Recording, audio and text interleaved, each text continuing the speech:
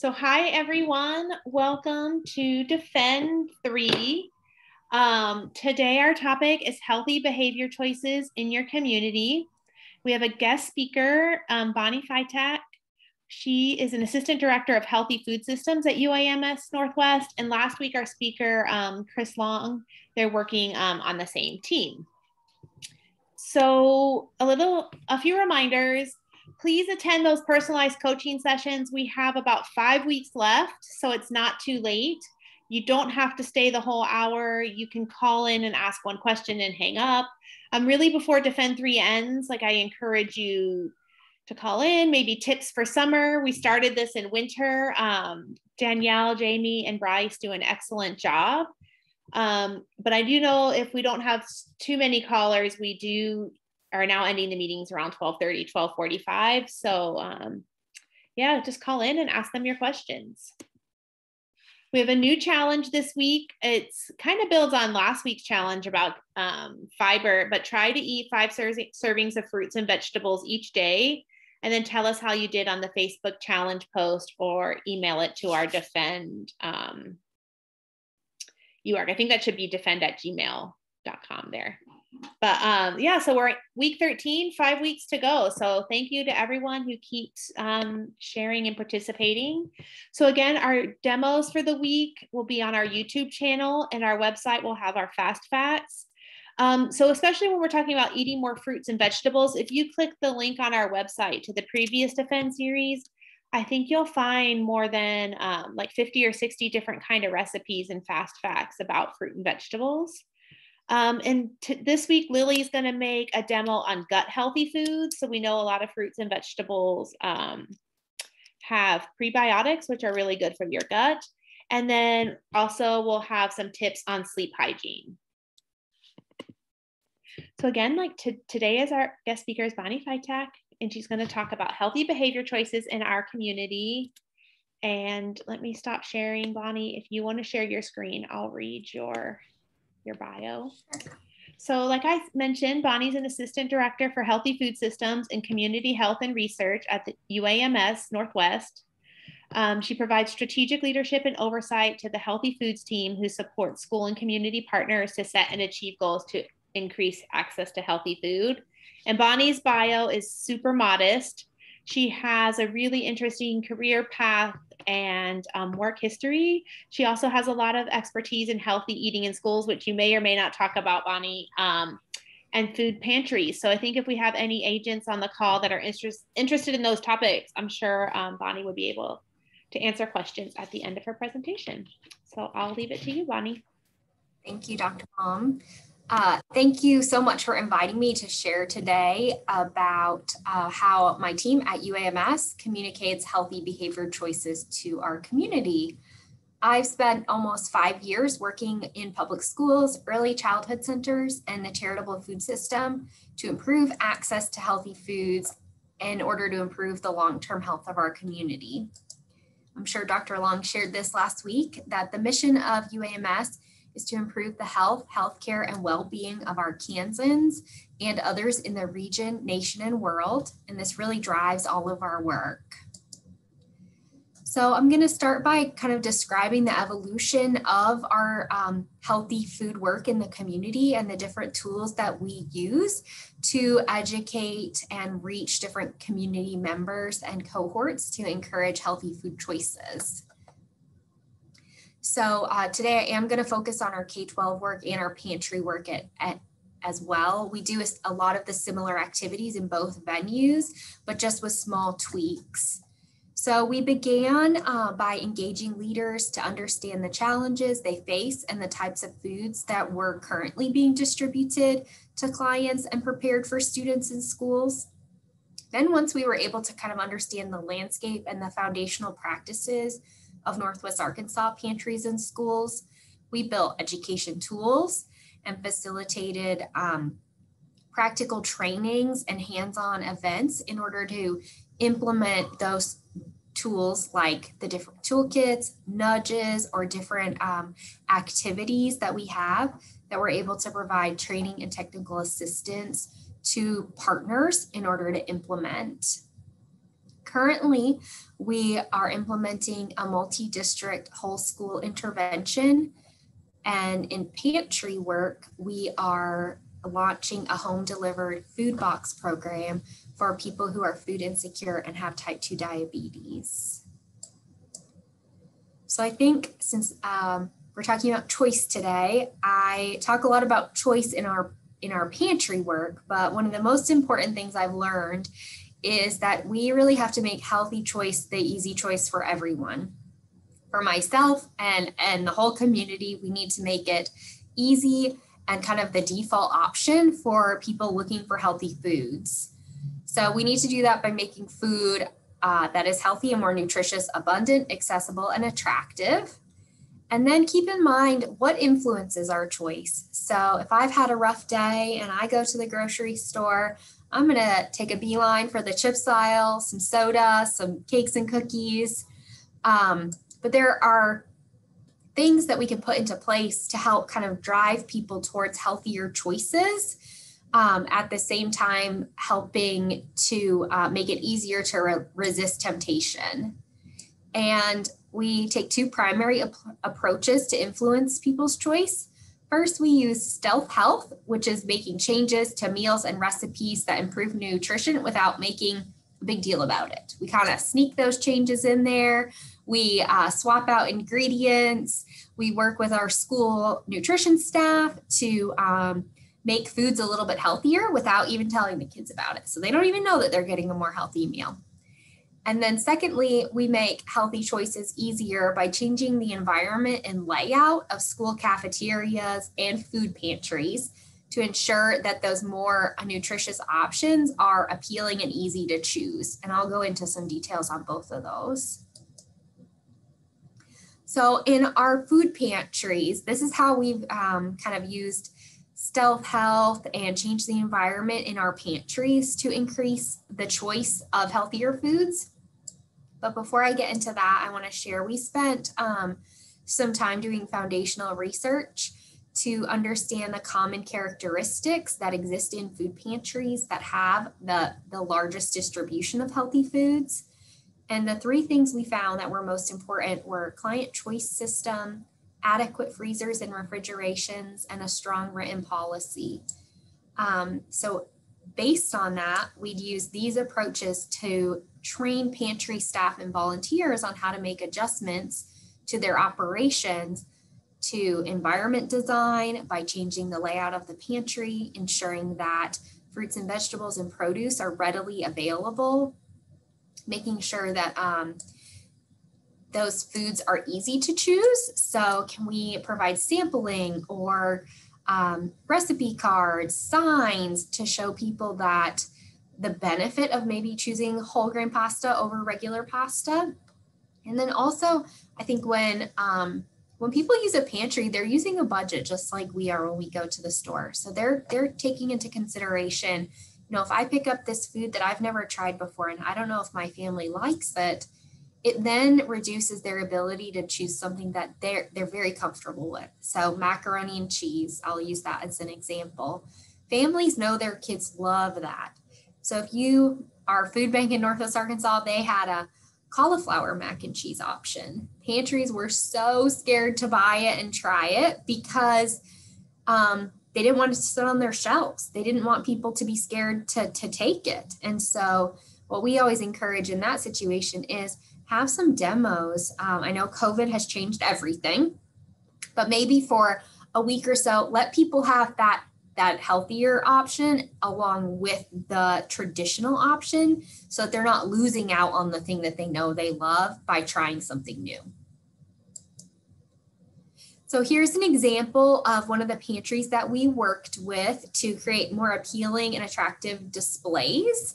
This group did have some funding to purchase, this fruit and vegetable display, but I would even say, in pantries that we've worked with, that fruit and vegetable display on the left-hand side, it's on left hand on my screen. I don't know if it's right hand on yours. I would say, let's turn those cans around. Let's face them. Let's put some beautiful signs that say, choose fruits and vegetables. Talk about why you should have more vitamin C in your diet, to make people be attracted to and want to make that choice. I always think about bundling as another great option for produce or healthy foods that people may not be familiar with. There's a great grocery chain in Texas called H-E-B. They always have signs everywhere around the store that has pick this and then pick that and put it together and make a meal. We can do the same things in our pantries by putting foods together that can create a whole meal, but integrate healthy foods. So, for example, the peppers and tomatoes in that veggie stand could be added to the whole grain pasta that people may be less familiar with. But you're providing them a whole meal together, so they're less inclined to turn down one of those healthier options when you're presenting it as a meal that people are already familiar with. Also, think about your own experiences when you go to the store or when you go out to a restaurant. I know whenever I go to Whole Foods, I walk in and see that beautiful produce and I think, man, today's the day I'm going to become a vegan. I can eat some jicama and shiitake mushrooms all day long. It's so beautiful and attractive. But in reality, I'm not going to do that. Same thing happens when you go to a bakery and you see all the beautiful cakes that are made and cupcakes, and you smell that sweet smell, and all those good intentions go out the window. So we know pantries have a large excess of sweets and baked goods that get donated. So just like we want to encourage people to choose these healthier foods by highlighting them, I would also encourage the consideration of making less healthy foods less appealing. So consider moving them to a shelf that's harder to reach or see. Put up a sign that says, if you would like a cake or sweets, please request that, instead of having it be a default item that's always included. Now, I do want to emphasize that we don't want to take choice away from anybody or discourage people from having those things, because the goal is really to empower people to make informed, healthy choices by giving them all of the options. But we can just make it a tiny bit harder to kind of have it be always available.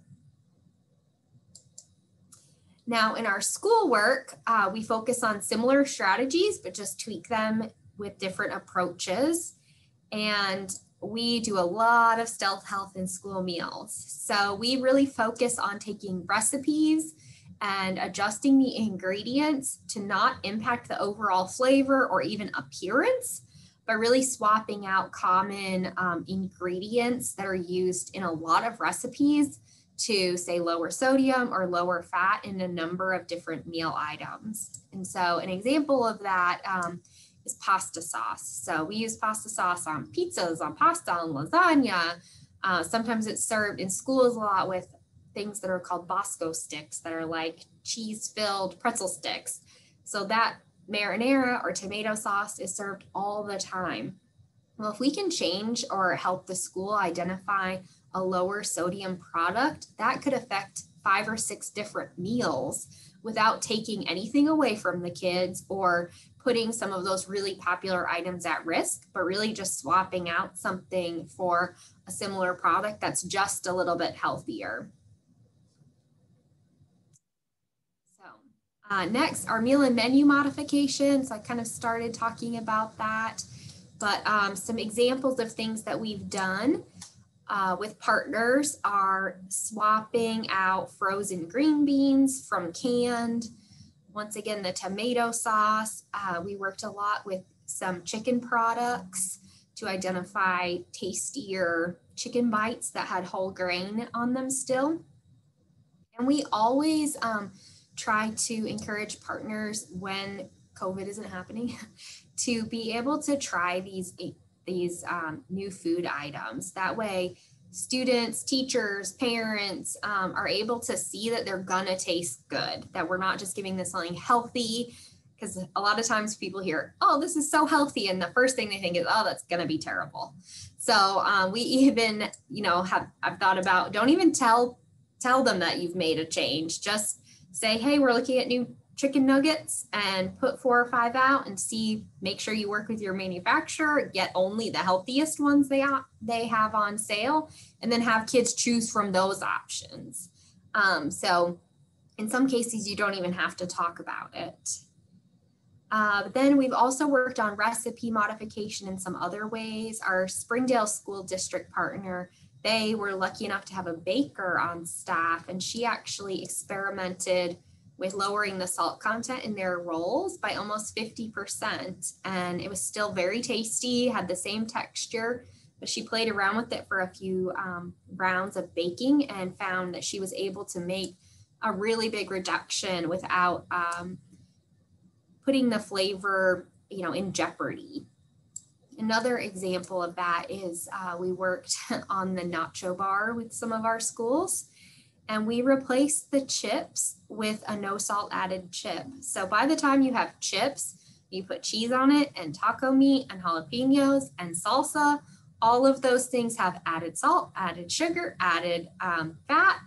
If you change one of those ingredients, like the chips, you're not even going to notice that it doesn't have salt, because almost all the other things in it have salt. So those combined foods like pizza, pasta, nachos, burgers, you can kind of change one or two of the components and improve the health without impacting the overall flavor. For burgers, we're working with one of the school districts. Breads are a super high source of sodium, and so we've identified some lower sodium bun options, because when you think about it, kids are just thinking about the meat and their mustard and cheese and ketchup. They hardly probably even notice the bun, because they're just getting that burger or hot dog down with all the other stuff that they put on it. So behavioral economics, I always feel like this is just a fancy way of saying marketing, which we all are exposed to all the time when we go to the store or a restaurant. They can be used similarly in schools and in pantries to encourage healthier choices. So we've worked with schools to design posters for a salt-free season station. On salad bars, we added some clings to highlight the healthy choices. And we've also adjusted the layout of the serving and checkout line so that cakes and cookies, which are really popular, and chips in schools weren't the last thing that kids saw when they checked out. We swapped those out for fruit bowls, because a lot of times kids you have to have a whole meal when you're checking out. You have to have certain components, and it gives the students as well as the cafeteria staff one last chance to nudge those kids to pick up that fruit instead of those sweet or salty snacks.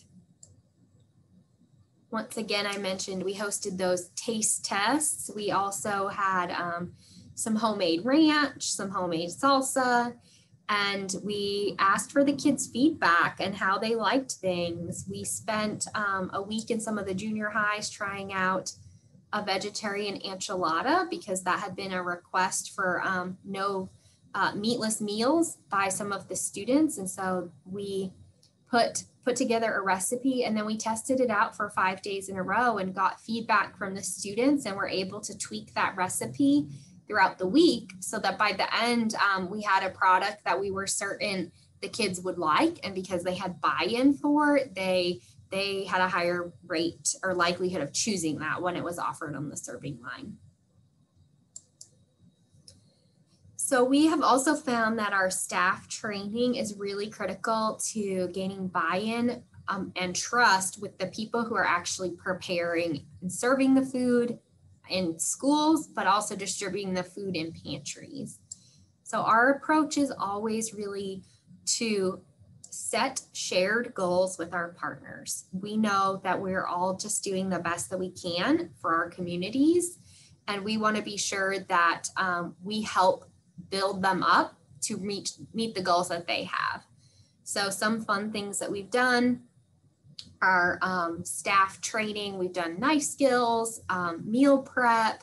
We've worked with a local culinary school to do kind of basic skills, but then also some fun topics like plant-based entrees or elevating canned and frozen vegetables, which are really priced, at a great price point for schools and pantries to use. And so we took those and did like a healthy spin on them to see how we could ensure that we could make them healthier for the people that they were preparing the meals for. And in pantries, we have also led day-long on-site consultations with staff and volunteers to walk them through how to transition their pantry to a client choice model, or how to identify and purchase healthier food in their area. So a lot of our work is really, we don't have a set plan or program. We have a framework that we then are able to bring to our partners and help them build and implement the changes that would be best for them. Oops. More click. So we finally focus on sustainability because we want the changes that we've all worked so hard to achieve to be long lasting. And so we tend to spend time focusing on bids and procurement. So what are the typical shopping lists everyone is using? How can we get those healthier things in the school bid language so that that is the default option with manufacturers and producers? But then also, how can we show our community that we're committed to healthy eating and healthy choices, and request those donations, ask people for healthier foods, be really specific on what kinds of foods you're asking to supply your pantry with. There's no doubt in Arkansas, we have a lot of diet-related diseases, and food is a really critical component to helping influence that positively and negatively. And so we like to help organizations create policies and practices in place so that the changes that and all those fun activities will be sustained and long lasting. That is all I had for my talk. And Jamie said we would have some questions. So I wanted to be sure I left plenty of time for that. Thanks, Bonnie. That was a great presentation. I see Bonnie every Sunday for a walk, but we never really talk about like the ins and out of what we do during the day. Someone commented, so hungry. That's what happens when you talk about food at lunchtime. Yes. And then we did say Defend For should include healthy lunches so we can try out these ideas. I totally agree, Lynn. Especially if there ever is a Defend For, we'll be able to do it in person. Oh, sorry. Micho also thought your talk was great, Bonnie. Any questions for Bonnie about her work or about implementing healthy eating? I actually thought what you said about like giving people the choice, and I like the tips of like, but encouraging like the choice you want. Sorry. Yeah, because right now when we have pantries or schools or any environment that doesn't have healthy food as an option, your default option is something unhealthy. So we've all been to a ball game where there's chips and nachos and burgers and fries. So that becomes the default choice to have to choose between a variety of unhealthy options. So in schools and in pantries, we just want to increase or levelize really the availability of healthy options to unhealthy options. So people have the ability to make the healthy choice. I'm so glad you liked Stealth Health. I think that's one of my favorite things to say and to talk about. Because it's so easy, right? We have all the behavioral economics, marketing, all this Stealth Health. It's really just like find the healthier equivalent, and all those things will add up over time. Yeah, and so Bonnie, did you see an improvement like in the pantries that you intervened in and where in the foods they chose? We did. I think I'm going to remember incorrect. Okay. So we went from seeing on average less than one fruit or vegetable chosen per person to about 4 per person. There were a number of factors, but I like to think we played a part. And did people who were shopping at the pantry give any like positive feedback about having access to these healthier options? Yeah, actually, when we were there doing bag audits, that was one of my most fun experiences. People would talk about the foods that they got and how they were going to use it. oh, I'm going to use these tomatoes in this recipe. I'm going to bananas, bananas have a short shelf life. People would take bananas towards the end of their life, cut them up and freeze them. And they've told me their smoothie recipes, or they told me how their favorite banana bread recipes. Especially in pantries, I was shocked at the number of people who shared that they had no access to produce outside of a pantry because it's so expensive relative to some other items that they felt like they could not afford fresh produce in, at the regular retail environment. Yeah, that's really, it's sad and also interesting, I think. So do you know, are the pantries still like using this, putting fresh fruits out, the ones that you worked with? They are. Due to COVID, they probably have to provide it differently. So most pantries have gone back to like the previous like prepackaged model, but they are still including produce in that. So may package it kind of in a bunch or divide it up so everyone gets a little bit of everything, where before you might have been able to choose, like, I just want apples, so I'm going to pick that. Or oh yeah, Jamie McDermott, who's our registered dietitian nutritionist for this project, she said Walmart has had bananas for 24 cents a pound. So that's pretty cheap. Yeah, but sometimes access, I guess, is also an issue. Any other questions for Bonnie or comments? We're reaching 12:30.